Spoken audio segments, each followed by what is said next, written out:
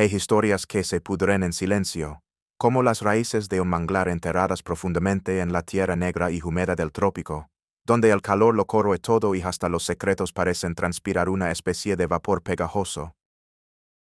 Son relatos que fermentan en la soledad de casas olvidadas, alimentados por la vergüenza y un miedo tan antiguo que ya nadie recuerda su origen.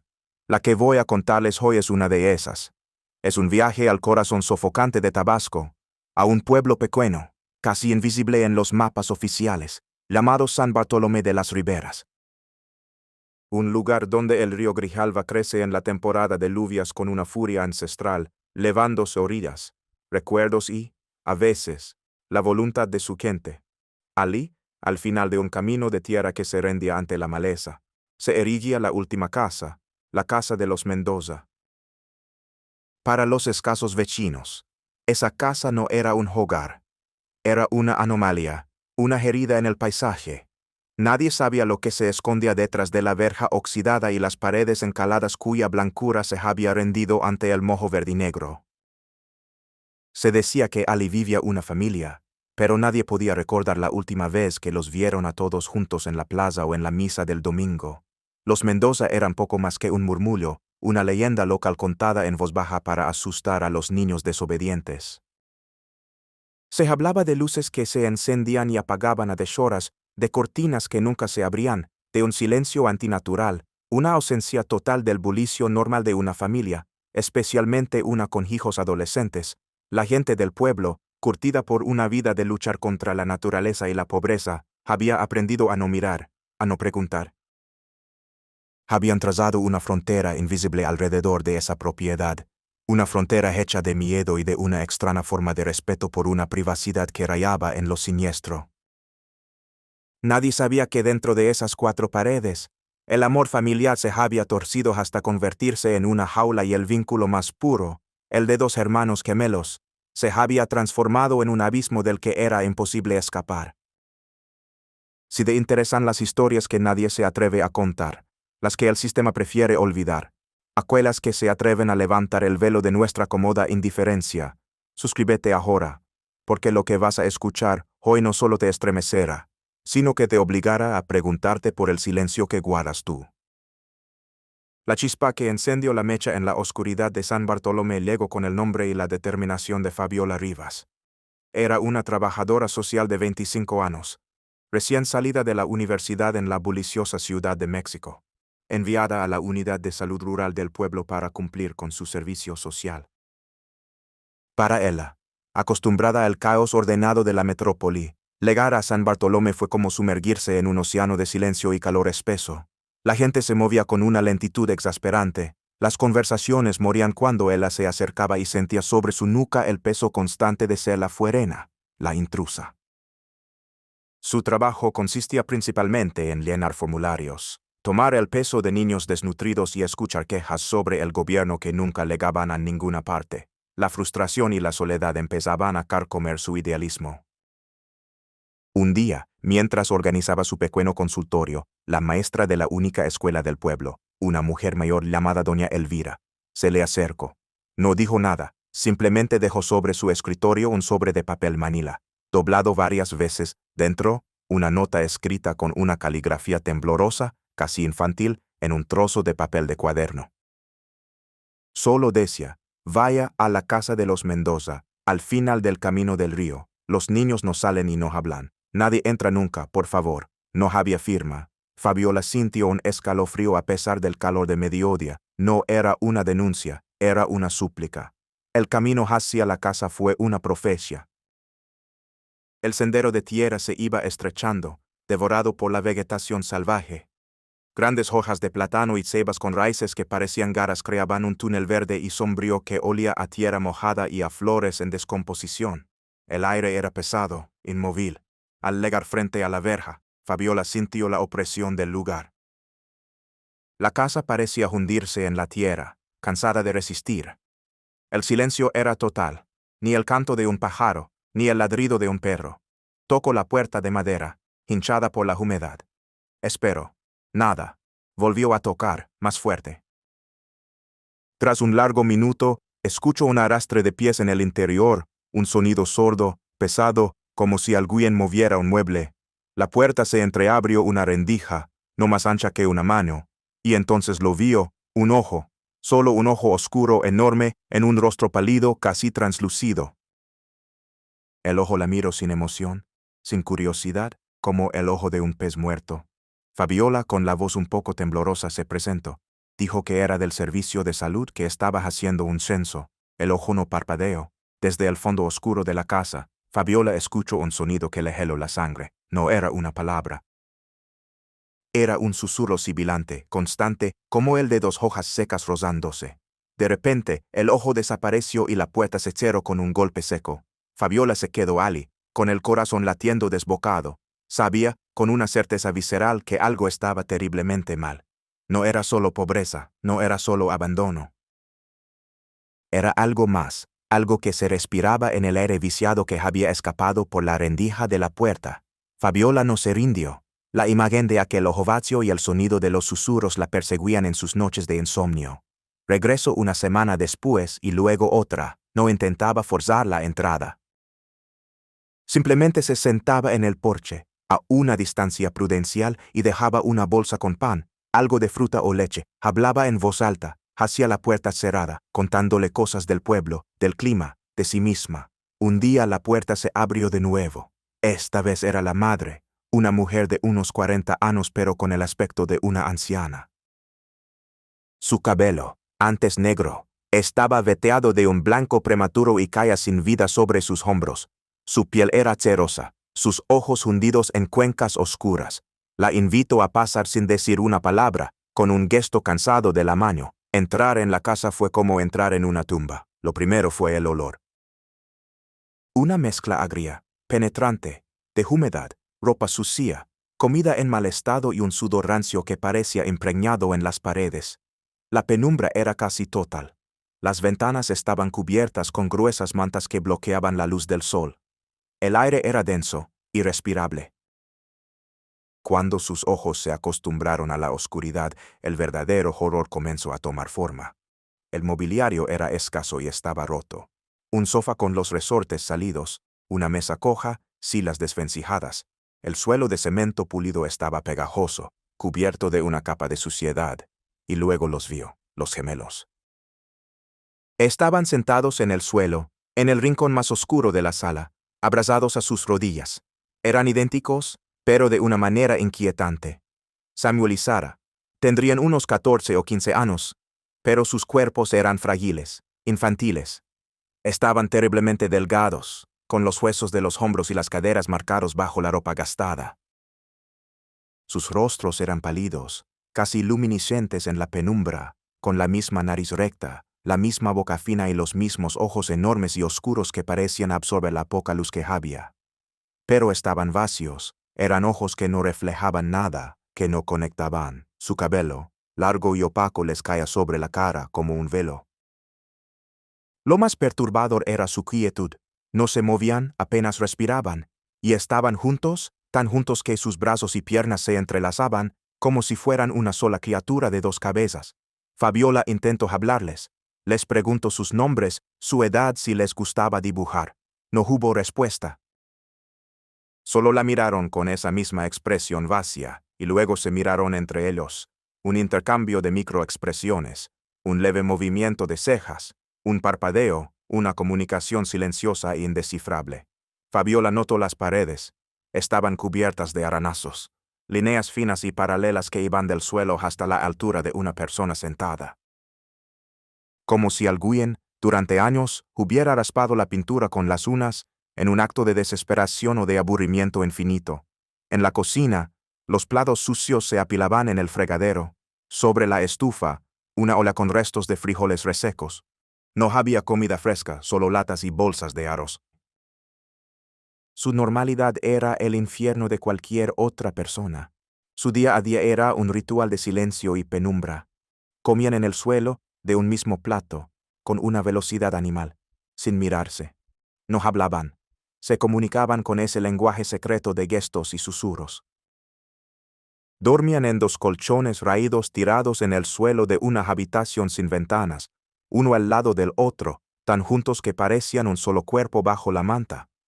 Fabiola vio a la madre moverse por la casa como un fantasma. Limpiaba de forma mecánica, sin energía, y pasaba horas sentada en una silla, mirando un punto fijo en la pared. El padre, un hombre bajo y corpulento con una mirada permanentemente enfadada, aparecía por las noches. No hablaba, solo gruñía órdenes. Su presencia llenaba la casa de una tensión palpable.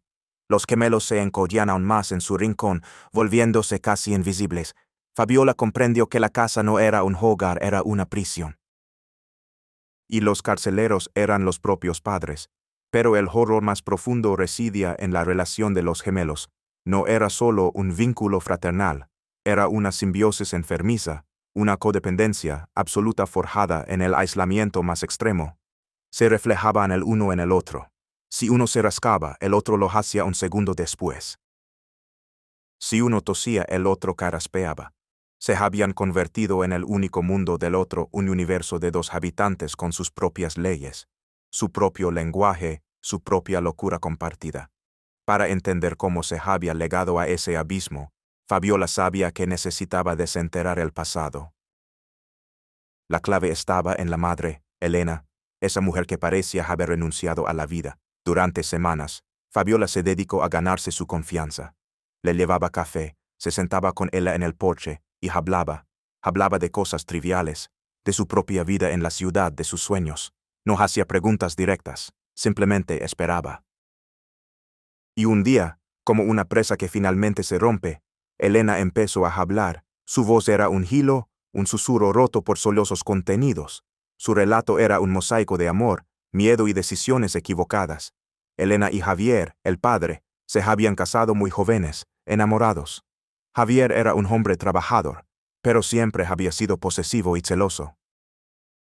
Cuando nacieron los gemelos, su amor se convirtió en obsesión. Eran tan perfectos, tan iguales, susurró Elena. Javier decía que eran suyos, que el mundo de afuera estaba sucio y quería mancharlos. El punto de inflexión ocurrió cuando los gemelos tenían 6 años. Un día, jugando cerca del río, Samuel cayó y se rompió un brazo. El accidente, trivial para cualquier otra familia, fue para Javier la confirmación de todas sus paranoias. Culpó a los vecinos por no vigilar, a la maestra por dejarlos salir, al mundo entero por ser un lugar peligroso. Esa misma tarde, sacó a los niños de la escuela. Yo les enseñaré lo que necesitan saber, decretó. Aquí en casa, nadie les hará daño. Elena, asustada por su furia y debilitada por una depresión posparto que nunca fue tratada, no se opuso, y así comenzó el encierro. Al principio, era sutil. Prohibió las visitas, luego los juegos en la calle. Poco a poco, la casa se convirtió en una fortaleza. Javier salía a trabajar al campo, y cerraba la puerta con llave desde fuera, dejando a Elena y a los niños encerrados. Elena intentó mantener una apariencia de normalidad. Les leía cuentos, les enseñaba a escribir, pero la falta de sol, de otros niños, de estímulos, empezó a hacérmela en los gemelos. Se volvieron tímidos, asustadizos. Y se refugiaron el uno en el otro. Su mundo se redujo al espacio que había entre ellos dos. Se inventaron un lenguaje propio, una mezcla de palabras a medio formar y gestos que solo ellos entendían. Javier, en su locura, veía esto como una victoria. Se protegen el uno al otro, no necesitan a nadie más, decía. Con los años, el control de Javier se volvió absoluto. Elena se convirtió en una prisionera más, su voluntad completamente anulada. Él decidía qué comían, qué vestían, cuándo se bañaban. Cualquier intento de rebelión de Elena o de los niños era castigado con días de silencio sepulcral, con la retirada de la comida o, peor aún, con la amenaza de separarlos. Si no obedecen, me llevaré a uno de ustedes lejos, y nunca más volverán a verse, les decía. Esa era el arma definitiva.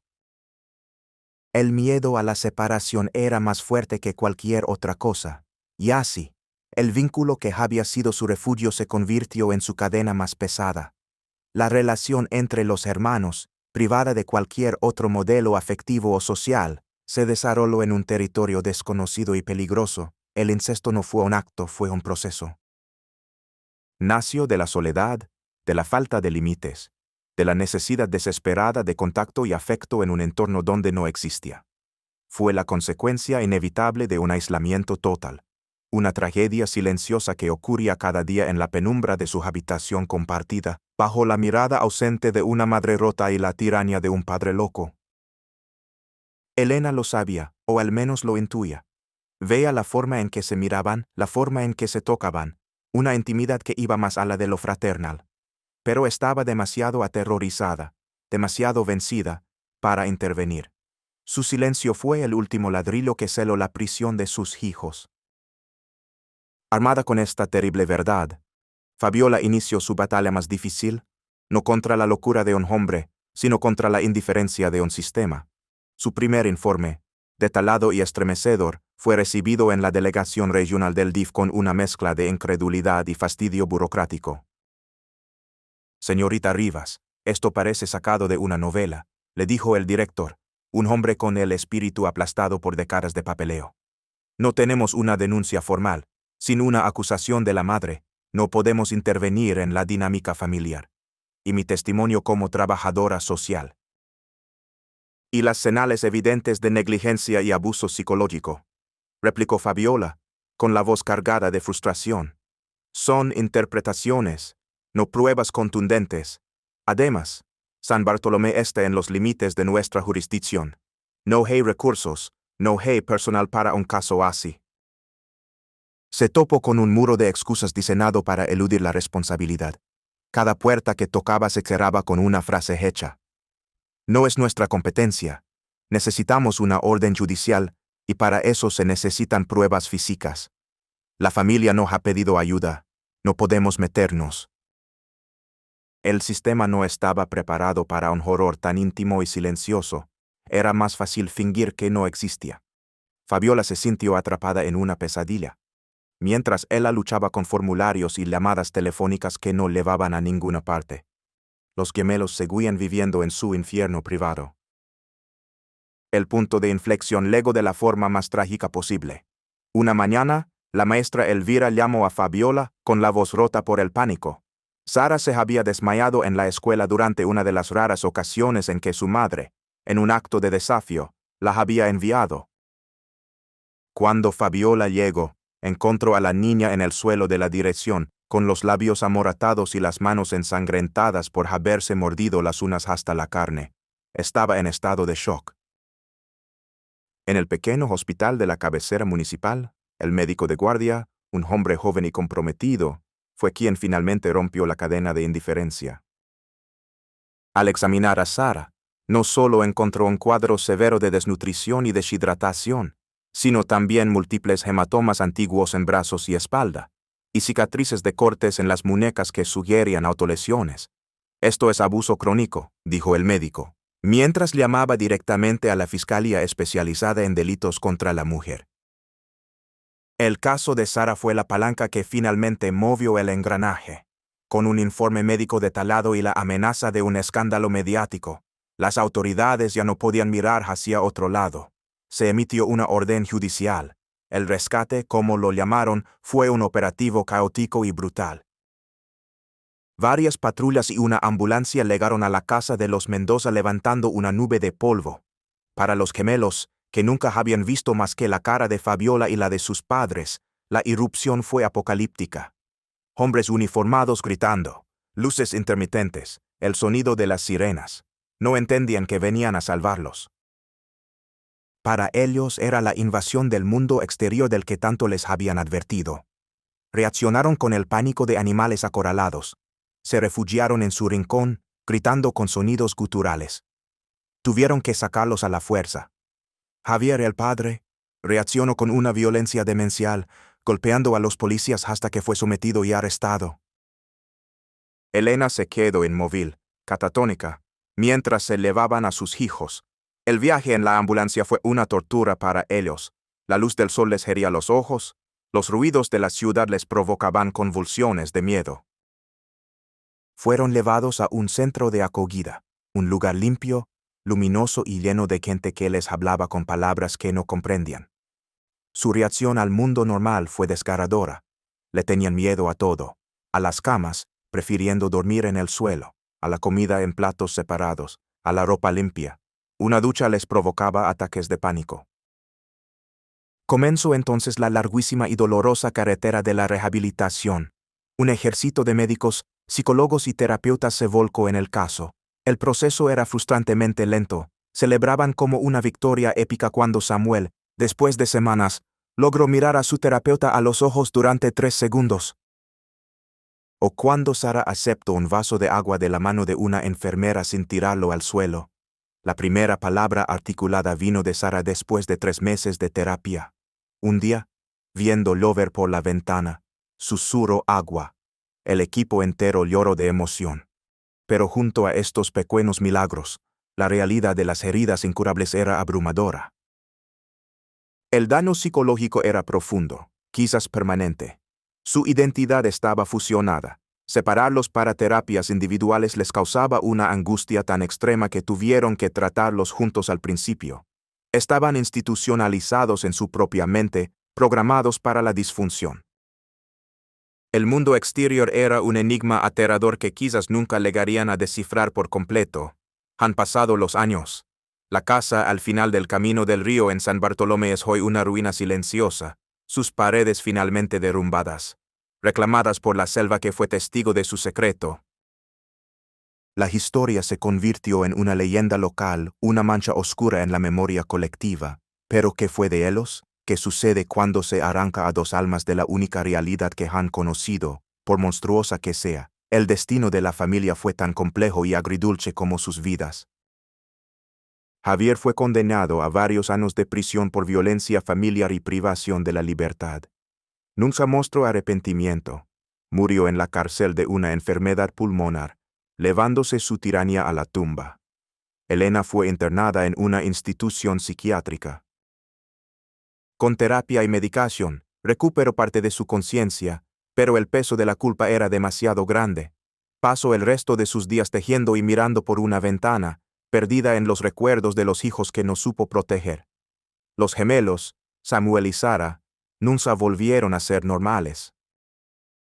Después de años en diversas instituciones, fueron trasladados a una residencia especializada para adultos con traumas complejos. La decisión de mantenerlos juntos fue largamente debatida, pero finalmente se entendió que separarlos sería una crueldad mayor. Su progreso fue lento, una meseta con pequeños picos de avance. Samuel descubrió un talento inesperado para la carpintería. Podía pasar horas lijando madera, encontrando en el trabajo repetitivo una calma que el mundo exterior no podía darle. Rara vez hablaba, pero aprendió a sonreír. Una sonrisa tímida y fugaz que iluminaba su rostro por un instante. Sara se enamoró de la jardinería. El invernadero del centro se convirtió en su santuario. Hablaba con las plantas, las cuidaba con una ternura que nunca había recibido. Aprendió a leer y leer en voz alta para Samuel mientras él trabajaba. Su vínculo se transformó. Dejó de ser una jaula de codependencia para convertirse en un ancla de apoyo mutuo en un mundo que seguía siendo hostil y confuso. Nunca formaron otras relaciones. El resto de la humanidad seguía siendo para ellos una amenaza lejana. Pero en su pequeño universo compartido, encontraron una forma de paz. Y Fabiola Rivas, la joven trabajadora social que rompió el silencio, nunca volvió a ser la misma. La experiencia la dejó con una mezcla de cinismo por la ineficacia del sistema y una feroz compasión por sus víctimas. Siguió trabajando, pero con una mirada más triste y sabia, buscando otras casas silenciosas, porque sabía, con una certeza aterradora, que la de los Mendoza no era la única. La historia de los gemelos Mendoza no es solo una crónica de un horror familiar, es un espejo que nos obliga a hacernos preguntas incómodas. ¿Qué es más aterrador? ¿El mal activo de un tirano o la indiferencia pasiva de una comunidad que le permite florecer? ¿Cuántas otras familias como esta siguen escondidas en los pliegues de nuestra sociedad, invisibles no porque se oculten bien, sino porque hemos elegido no mirar? Gracias por haber escuchado esta historia hasta el final.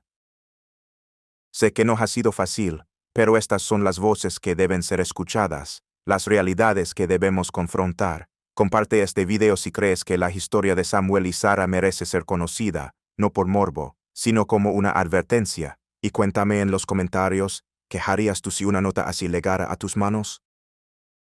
Porque el silencio, como hemos visto hoy, también es cómplice, y su precio siempre lo pagan los más inocentes. Nos vemos en la próxima historia.